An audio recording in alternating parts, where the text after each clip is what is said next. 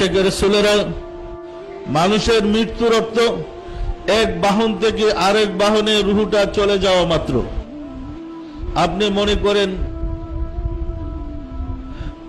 America থেকে অন্য বিদেশ থেকে দেশে চলে আসছেন, আপনার সামর্থ্য অনুযায়ী প্লেনে আসেন, প্লেনে এসে আবার ট্যাক্সিতে চড়েন, ট্যাক্সি থেকে রিক্সায় চড়ে বাসায় আসেন। কিন্তু প্লেন থেকে নেমে ট্যাক্সিতে যখন চড়েন তখন তো প্লেন থেকে টাইমে ট্যাক্সিতে ঢুকান না, আপনি ব্যক্তিটা শুধু চলে আসেন। মানব দেহটা হচ্ছে আত্মার জন্য বাহন, আত্মার জন্য পোশাক, আত্মার জন্য বাহন। এই রুহু বা আত্মা এই বাহনকে ফেলে আরেকটা বাহনের ভিতরে ঢুকে যাবে, ঢুকে গিয়ে ওই অবস্থায় তার শাস্তি হবে। পরিষ্কার না? পরিষ্কার না? অন্তর চক্ষু খোলা। আমার এখানে কিছু লোক আছে, অনেক সময় আত্মার অবস্থা দেখে পাগলের মতো হয়ে যায়। আপনার ছেলে মারা গেছে, মেয়ে মারা গেছে, বাবা মারা গেছে, কান্নার তো কিছু নেই।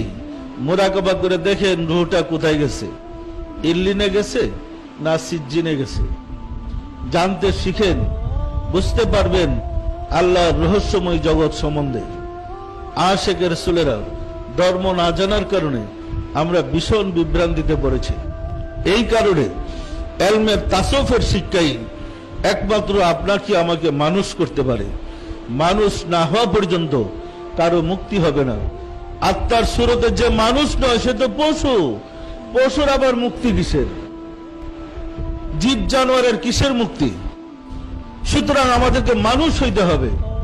আজকে সমাজের অবস্থার দিকে তাকান, অফিস আদালতে যান, যেখানে যান, মানুষের চরিত্র দেখেন। মুসলমানদের চরিত্র দেখলে মনে হয় এরা মানুষ। অফিসে কোনো কাজ হয় ঘুষ ছাড়া? তারা মানুষ হলো কিভাবে? মানুষের কোন চরিত্র যাদের মধ্যে নাই, এই মুসলমান দোয়া করলে কি লাভ হবে? গাবতলির হাটে হাজার হাজার গরু থাকে, আপনি গিয়া গরুগুলারে বলেন যে দোয়া করুন, তো আমাগুলো গিয়া গরুর দোয়া কি মানুষের উপকার হবে? এত পশু। নামাজ পড়লে কি পশু মানুষ হয়ে যায়? তার চরিত্র ঠিক হইতে হবে। আসলে মানুষ চরিত্র হারিয়ে ফেলেছে।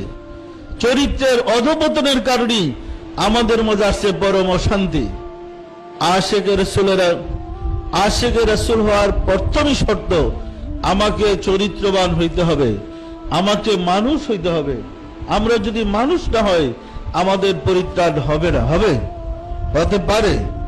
সুতরাং এখন থেকে প্রতি মুহূর্তে আমাদের খেয়াল রাখতে হবে আসলে কি আমরা মানুষ হয়েছি। যদি মানুষ না হয় মৃত্যুর পর আমি কোথায় গিয়ে দাঁড়াবো?